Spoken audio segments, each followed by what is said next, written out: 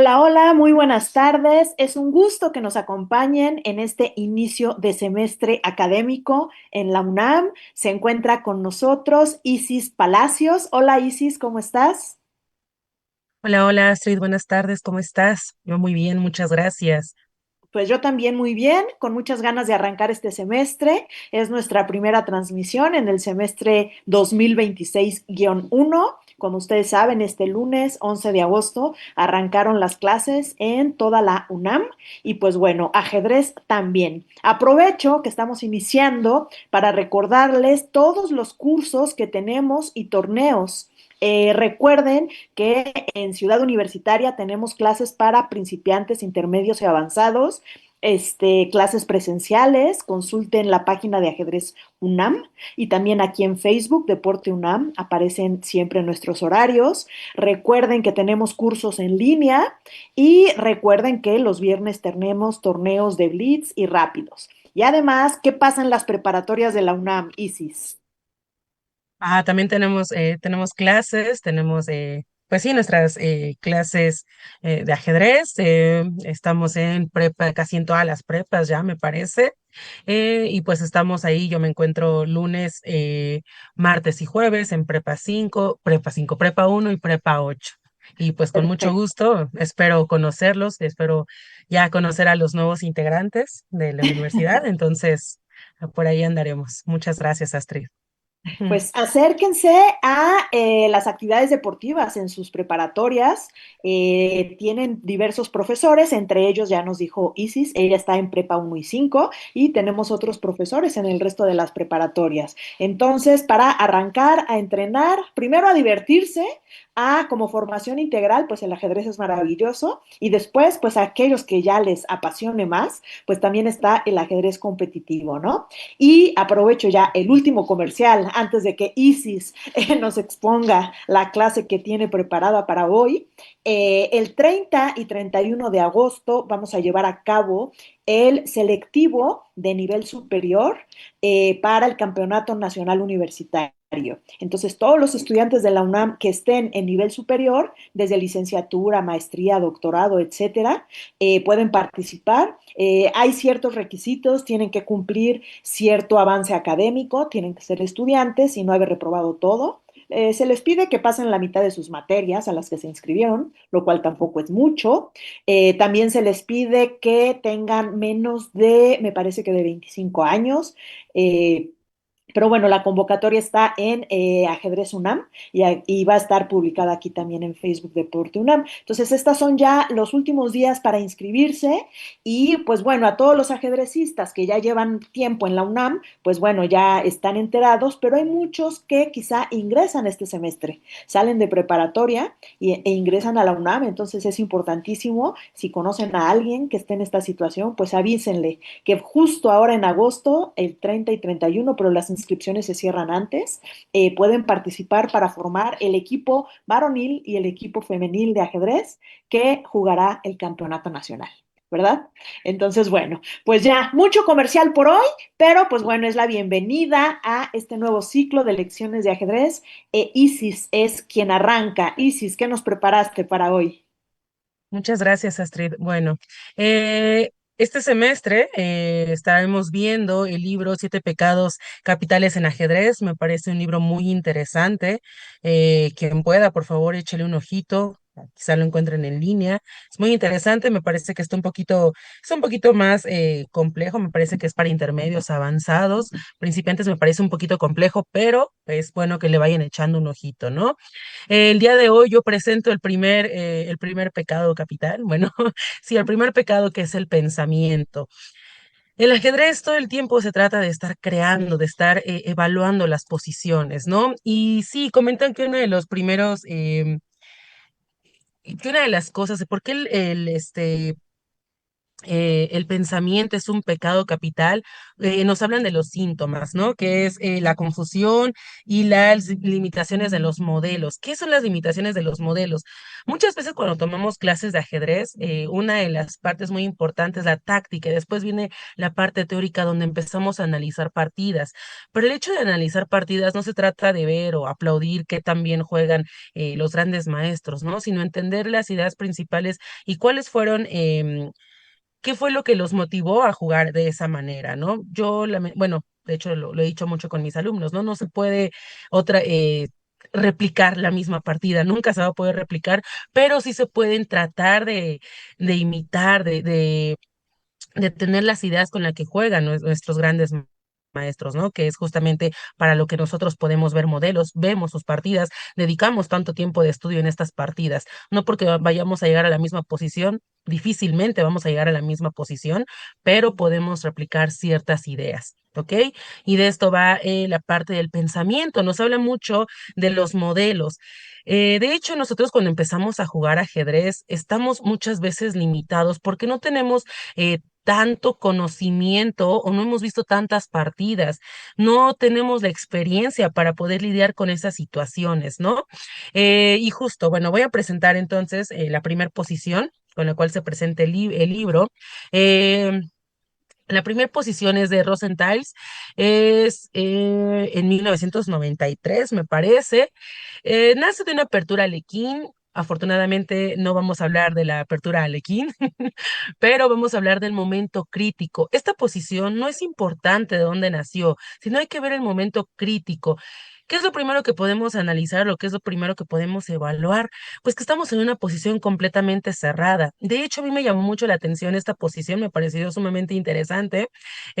Abrí el módulo de la computadora, y le da una ventaja mínima a las piezas blancas. Me parece que es punto 70. Punto 70 realmente es dificilísimo, ¿no? A veces tenemos hasta un punto de ventaja y realmente no lo podemos o no lo logramos consolidar. Esta posición es muy difícil porque la ventaja no es evidente. De hecho, por eso a mí me parece que es un poquito más complejo, para ajedrez un poquito más avanzado, intermedio, ¿no?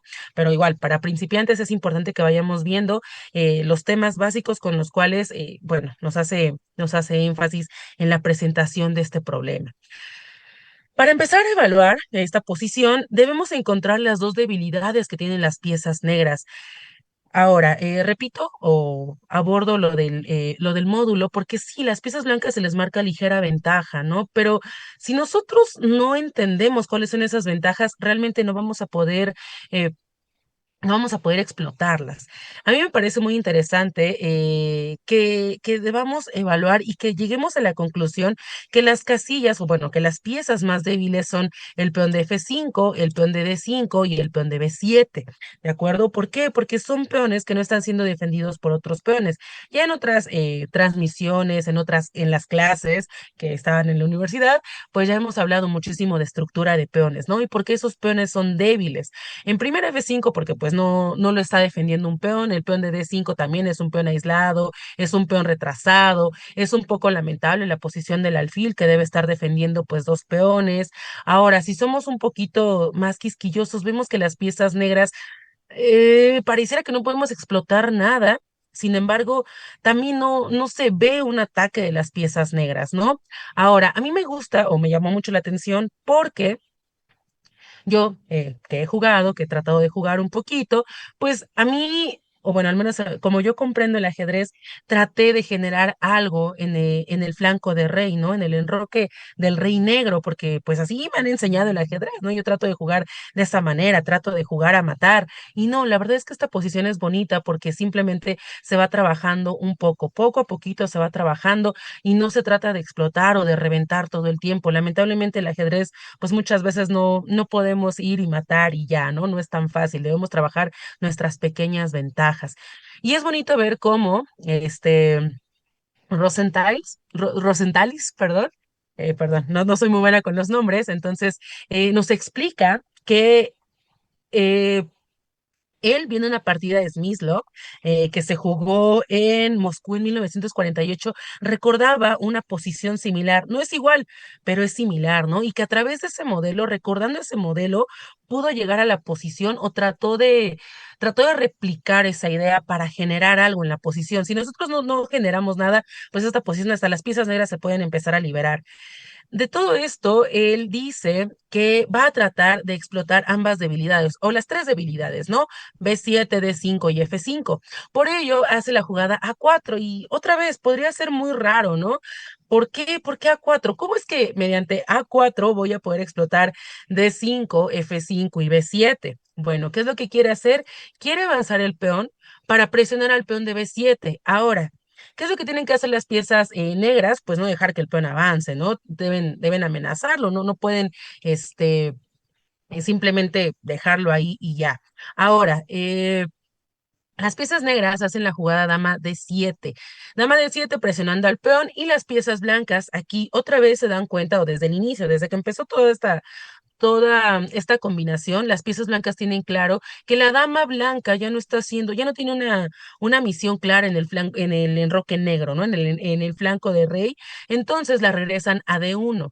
¿Cuál es la idea? Pues sí, básicamente que la dama se empiece a colar por el flanco de dama. La idea básica de las piezas blancas va a ser tratar de abrir el flanco de dama y generar cosas. ¿Ok? Repito, por la casilla de 5 presionando B7 y ya después regresar a F5, ¿no? Con esa presión en F5. Después de dama de 1, las piezas negras hacen una jugada que es torre C8. Torre C8 a mí no me gusta, la verdad es que no pareciera que tenga una reacción. ¿Qué otra jugada a mí me pareció? Es que las piezas negras tienen un problema, realmente tienen un problema porque no pueden dejar que las piezas blancas abran la posición. Y de hecho también de eso va el tema, ¿no? Las piezas blancas sí tienen pequeñas ventajas estratégicas. De hecho, así lo marca el autor, dice pequeñas ventajas estratégicas que no pueden ser explotadas si no se abre la posición.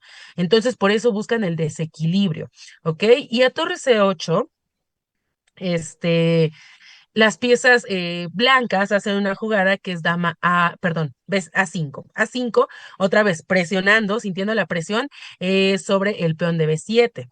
Después de dama de A5, regresa la torre F8 y las piezas blancas empiezan a notar que las piezas negras realmente no tienen muchos movimientos tan buenos, ¿no? Se dan cuenta que la pieza que es más flexible en toda la posición negra es la dama negra, ¿no?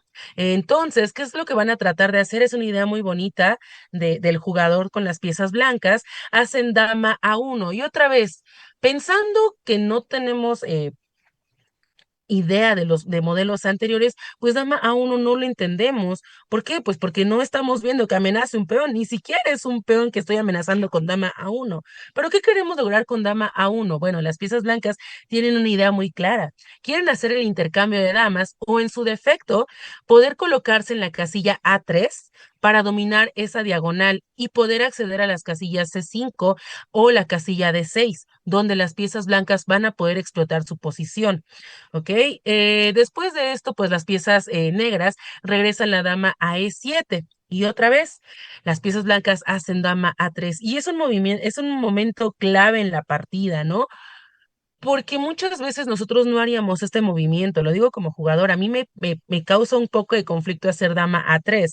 ¿Por qué? Pues porque ya he tratado de estudiar un poco de mi estructura de peones y sabemos que los peones doblados en muchas ocasiones nos lo satanizan, ¿no? Porque decimos que peones doblados siempre son débiles. Dama A3 es una jugada muy bonita donde obliga a las piezas negras a cambiar a la dama porque al menos obtienen peones doblados, ¿no? Peones doblados. Si no, si decidiera no cambiar a la dama y colocarla, yo qué sé, en C7, bueno, pues ya dijimos, la dama blanca va a poder accesar a cualquiera de estas dos casillas, quizá primero preparando la posición y después viendo cuál es la casilla que mejora la posición de mi dama blanca. Y pareciera que ahora la dama blanca realmente está haciendo algo, ¿no? Algo que no lograba concretar en la casilla H5.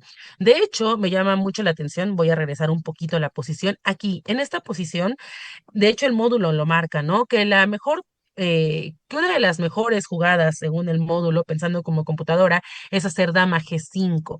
Y dama G5 no le gusta, o no le gusta al autor, o no nos gusta a los seres humanos, o podemos decir que no lo convence. ¿Por qué? Porque puede existir la jugada G6 para H6 para que el rey se pueda activar. Y la posición pareciera que se logra liberar con las piezas negras. A diferencia de esto, el jugador sí justamente hace A4 y decide jugar por el flanco de dama, ¿no? Ahora, regreso a esta posición, se ven obligadas a cambiar, tratan de, bueno, los peones quedan doblados y ahora otra de las cosas por las cuales las piezas blancas deciden entrar en esta posición donde los peones están doblados y que en muchas ocasiones nos dicen que son peones débiles, es que los peones, aunque son débiles, sí están doblados, están aislados, realmente no hay una pieza que pueda atacarlos, ¿no? Realmente los penes doblados realmente son débiles o son una debilidad cuando los puedes atacar. Realmente no hay una pieza negra que pueda ir por esos peones. Ahora, esta posición también es bonita, ¿no? Y nos los explica a profundidad porque no solamente cambiar las damas da dinamismo a las blancas, porque los peones bueno, porque vamos a abrir la posición, sino porque ahora la dama le permitió, con el intercambio de damas, permite que las torres puedan entrar por la columna B. Y más importante aún, que una torre se pueda colocar en B5 para presionar la casilla D5. Es muy interesante, ¿no? Nosotros pareciera que el ajedrez es muy simple, pero no, tiene un grado de complejidad muy grande en realidad, ¿no? Después de peón por peón, hacen torre de 8 y ahora sí se toman la columna B, torre B2, las piezas negras hacen torre C7. Realmente vemos que hay un progreso por las piezas blancas, pero las negras realmente no pueden hacer demasiado. ¿Ok? Las piezas blancas deciden hacer torre B5. ¿Por qué? Porque queremos atacar el punto D5, como ya lo habíamos dicho, y viene la jugada torre D7. Hay que darnos cuenta cómo las piezas negras tienen un problema de espacio grave, ¿no? No se pueden mover, están restringidas realmente. Las piezas blancas ahora sí hacen una jugada muy bonita. Rey F2. ¿Qué permite rey F2? Vamos a mejorar la posición del rey y vamos a llevar al rey al centro.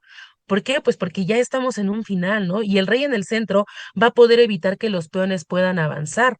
Las piezas negras hacen la jugada G6 y ahora viene una jugada de las piezas blancas que es bonita y que explota todo el plan de las blancas. No sé si alguien me pudiera decir cuál es la jugada que las piezas blancas deberían hacer o hacen en esta posición para explotar todo. Explota entre comillas, porque no hay ganancia de material, no maten tres, simplemente es acomodar mejor las piezas, ¿no? Que es lo más difícil del ajedrez posicional, que es lo más difícil del ajedrez, un poquito de posiciones cerradas, ¿no? Que a todos, bueno, que a la gran mayoría nos gustan los sistemas abiertos, donde podemos comernos piezas y hacer mate en tres. No, la verdad es que viene una jugada muy tranquila, que es rey E3, muy tranquila y que realmente tambalea la posición de las negras, porque otra vez el rey está muy bien colocado y no hay mucho que hacer con las piezas negras. Ahora, hay que darnos cuenta de la flexibilidad de los reyes, ¿no? El rey blanco está en una posición, en una casilla estratégica donde evita el avance de los peones, donde controla el avance de los peones y controla todas las casillas a su alrededor. Las piezas, controla muchísimas casillas a su alrededor, perdón. Y las piezas negras realmente no. Si las piezas negras, que es lo que hicieron, se proponen mejorar la posición de su rey, hay una gran diferencia entre el rey blanco y el rey negro, ¿no? Pareciera que el rey negro solamente puede ir a dos casillas, o F7 o G6, porque si se va a H6 tampoco le veo tanto sentido a que vaya a H6. Bien, la jugada torre B1, se doblan en la columna, pero no porque quieran amenazar al peón de B7, sino porque viene algo más bonito, que, bueno, después de rey F7, ahora sí viene la jugada torre C5. Torre C5 otra vez es muy bonita, le ponen doble signo de interrogación, porque ahora sí entendemos por qué el rey debía llegar a la casilla de tres. Me podrían decir, bueno, ¿qué pasa si torre por torre, no? Otra vez que no los peones quedan mal porque son débiles, estos peones, este peón es débil, este peón es débil porque nadie lo ataca, este peón es débil porque, bueno, perdón, porque nadie lo defiende, pero vemos que realmente las piezas negras no pueden explotar esas debilidades otra vez, ¿no? Y que el peón de D5 ya no puede avanzar. Entendemos la debilidad del peón de D5, ¿no? No puede avanzar porque, pues, evidentemente está el peón de C4 y el peón de perdón, está el peón de C3. Se lo comería el peón de C3 y el peón de C4 realmente es el que no puede avanzar. ¿Por qué? Pues porque hay un problema, porque el rey está muy cerca, lo va a parar, es muy débil, ¿no? Ya no puede, no pueden avanzar ninguno de los dos peones. Por eso la torre no se puede comer realmente a la torre de C5, no es bueno. Para eso es el rey en E3. Viene la jugada rey E7 y muy bien, de nueva cuenta, viene la jugada torre de B a B5. ¿Por qué? Porque estamos eh, otra vez parando todas las piezas negras, estamos apretándolas de manera que no pueden realmente hacer mucho, ¿no? En la oposición ahora sí deciden comerse a la torre y viene peón por B5. Y vamos a tratar de explotar otra vez las debilidades que siguen, ¿no? P7, D5 y F5. En la posición viene la jugada rey D8 y viene la jugada A6. A6, las piezas blancas deciden hacer C8, rey C8. Ahora me gustaría preguntarle a los chicos si es que a alguien le gustaría participar, ¿por qué no se puede hacer peón por torre? Perdón, peón por A6. Ve por A6. Ve por A6.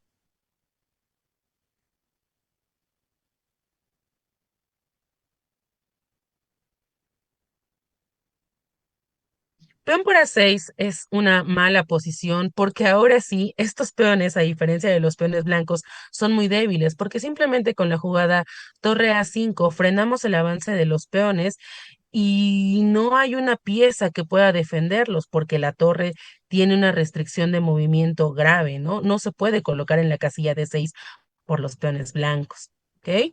Después, por eso deciden hacer rey C8, tratar de evitar que la torre y el peón entren y las piezas, blancas hacen la bonita jugada táctica, esto sí ya es táctica, después de tantas consideraciones posicionales, viene la jugada torre B6, que es una jugada muy táctica, ¿no?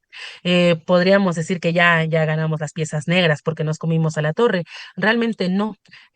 Conocemos lo que es el peón pasado, ¿no? Espero que todos conozcamos o entendamos lo que es el peón pasado. Es un peón, pues que ya no podemos detener, ¿no? Y es un peón, pues ya, está prácticamente coronado, ¿ok? Por eso no se pueden comer a la torre, se dan el lujito de no comerse a la torre, y las piezas negras hacen alfil G8. En la posición, las piezas blancas, pues ahora sí tratan de explotar toda su posición, todas sus ventajas, que la torre está cortando la acción de las piezas blancas. Y bueno, vamos a ir un poquito más rápido. En esta posición, las piezas negras se rindieron porque los peones quedan bien, ¿no? No se pueden comer a la torre porque pues los peones prácticamente son imparables, estos dos peones son débiles y ya, ¿no? Podemos cambiar al peón o si se comen a la torre, quedan bien los peones y bien, estamos amenazando alfil por D5, o sea, alfil por D5, rey por D5 y después vamos por el peón de C4 y esos peones coronan solitos, ¿no? Ahora, eh, más allá de cómo ganan, a mí me gusta mucho la idea de esta persona, ¿no? ¿Cómo fue tan inteligente que sí tomó el modelo de la partida de Smyslov, como les comentaba, eh, pero es muy interesante ver que él al inicio comenta que que su primera idea, su primer instinto fue mover al peón de B. Pero se da cuenta que el peón de B podría generar debilidades para las piezas blancas, entonces no le gusta. También considera otra vez hacer dama G5, pero no le gusta. ¿Por qué? Porque hacen G6, ¿no? De hecho, él comenta en esta posición, después de Torre C8, que el error más fuerte de las piezas negras fue haber aceptado el intercambio de damas, ¿ok? Pero realmente la posición para las piezas negras se vuelve muy complicada. Ya dijimos por qué, ¿no? Por la casilla C5 y D5. Ahora, dame un segundito, por favor. Astrid, un segundito. Sí, sí. Mm,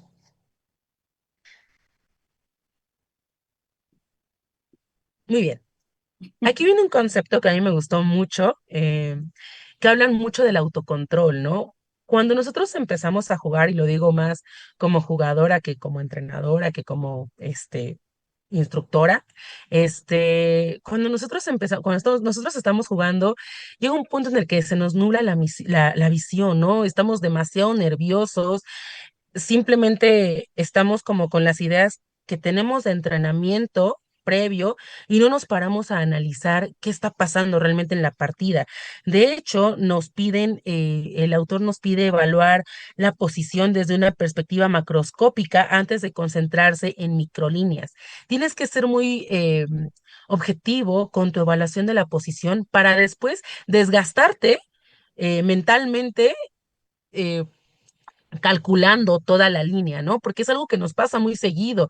Aunque queremos y no queremos, bueno, aunque no queramos pecar de eso, no queremos malgastar nuestro tiempo concentrándonos, calculando líneas que no tienen sentido, lo hacemos. Realmente lo hacemos. ¿Por qué? Porque no comprendemos ciertas posiciones, como que se nos van esas cosas, ¿no? Entonces, aquí nos piden muchísimo tener este autocontrol y evaluar la posición desde una perspectiva macroscópica. ¿Ok? Antes de desgastarnos en hacer cualquier otra cosa, de hecho, el jugador lo hace de manera muy correcta, ¿no?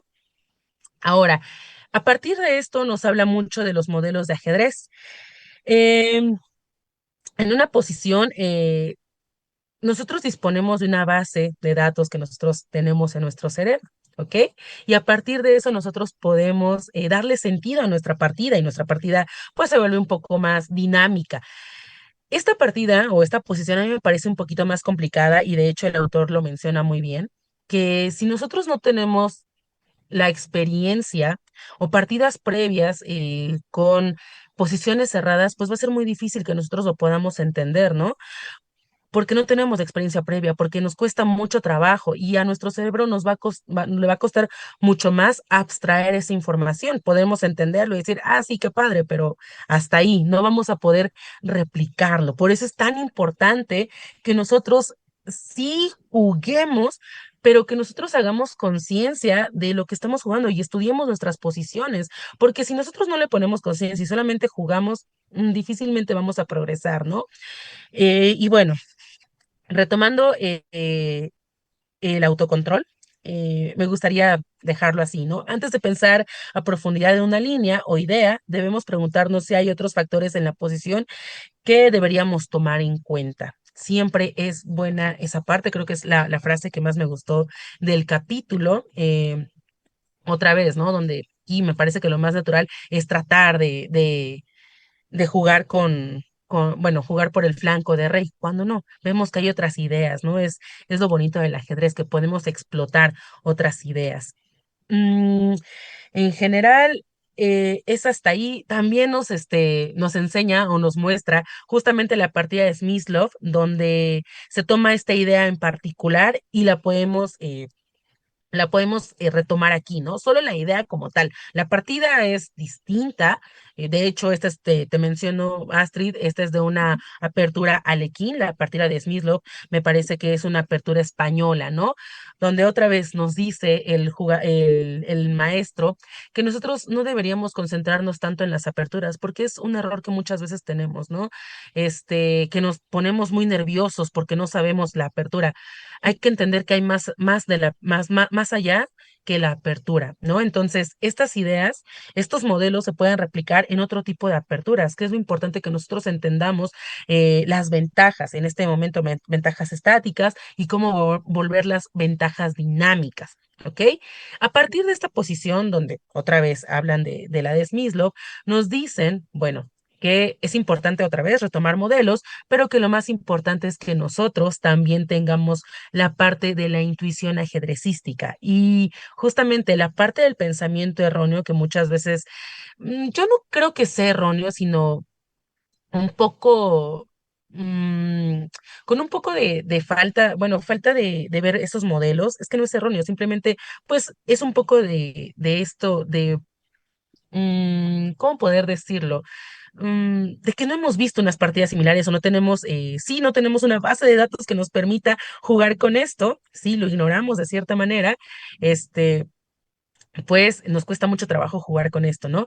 Pero justamente por eso nos habla mucho de cómo debemos aprender a ver modelos y que nosotros debemos aprender a cuestionarnos, ¿no? Porque al final también nos dice que si nosotros tenemos modelos o tenemos ideas como muy rígidas, por ejemplo, que los peones siempre van a ser débiles cuando están doblados, que intercambiar las damas no está tan bien porque pues con damas hay jaque mate, que, que otra cosa, que los alfiles son más fuertes que los caballos, pues va a ser un poquito más complicado, más complejo que nosotros podamos desarrollar este tipo de estructuras, ¿no? Porque en cada partida sí hay ciertos consejos que nos dan, que los peones débiles, que los peones doblados son débiles, pero no siempre, ¿no? Hay que tener el criterio para poder evaluar este tipo de cosas, ¿no? Y pues ya, en general es esto, yo sé, es una partida complicada. La verdad es que nos podemos extender hasta 2 horas, Astrid, es una partida muy bonita. Sí, sí, Me, sí, pero bueno, se nos está acabando el tiempo, entonces lo suficiente. dejo hasta acá. Sí, sí, sí. El próximo capítulo van a hablar de la intuición ajedrecística. Es que justo me parece que esta parte y la parte de la intuición ajedrecística están muy unidos. Entonces me parece complicado. Siento que los dejo a la mitad de la idea de no hablar de la intuición ajedrecística, pero si no me estoy metiendo con el otro tema. Ok, Pero hasta acá espero que nos haya quedado un poquito claro la importancia de los modelos, ¿no? La importancia de los modelos y bueno, de que podamos abrir nuestro pensamiento, ¿no? No, no siempre las cosas que nos dicen con las cosas que nos casamos, que nos casemos con las cosas que nos dicen, que los penes débiles, que los penes doblados son débiles. No, no siempre, hay que cuestionarnos todo el tiempo en la posición, ¿no? Aprender a evaluar la posición. Y la frase más, bueno, la palabra más bonita es el autocontrol, ¿no? Siempre tenemos que tener mucho autocontrol, ¿no? Yo creo que en ajedrez eso define mucho nuestras partidas, lamentablemente. sí. Sí, Perfecto, pues si gustas dejar de compartir para despedirnos, Isis, a todos los que nos muchas gracias. acompañaron el día de hoy, pónganos qué les pareció. Súper interesante lo que nos ha puesto hoy Isis y pues bueno, creo que nos podemos ir con esta idea final del autocontrol. Evidentemente, Isis, pues como comentas, ¿no? En el ajedrez y en la vida, pues hay muchísimos hábitos, ¿no? Que se pueden llevar al ajedrez y que se pueden llevar a la vida. Por eso el título de esta temporada del semestre que inicia en la Sí, UNAM, Los pecados capitales en ajedrez, pues bueno, mantener el autocontrol en todo, en sus partidas, tenerlo bien presente y estar conscientes de ello, pues creo que les va a ayudar bastante. Muchísimas gracias, Isis. sí, no recuerden, bueno, recuerden siempre ver distintos modelos, ¿no? Modelos de las partidas, modelos sí, de las posiciones, no casarse solo con uno y con uno que todo el tiempo les va a resolver la vida. Es importante que vayamos viendo más modelos, más partidas para que tengamos esa, esa llave que nos permita poder resolver nuestras posiciones, darle ese dinamismo a nuestras posiciones. Y pues ya, Y pues muchas sí, gracias, sin Astrid. duda, el modelo presentado por Isis hoy les va a ampliar un poquito el panorama. Los esperamos el próximo miércoles en otra sesión de ajedrez. Gracias. Gracias, Chao. hasta luego. Bye. Bye.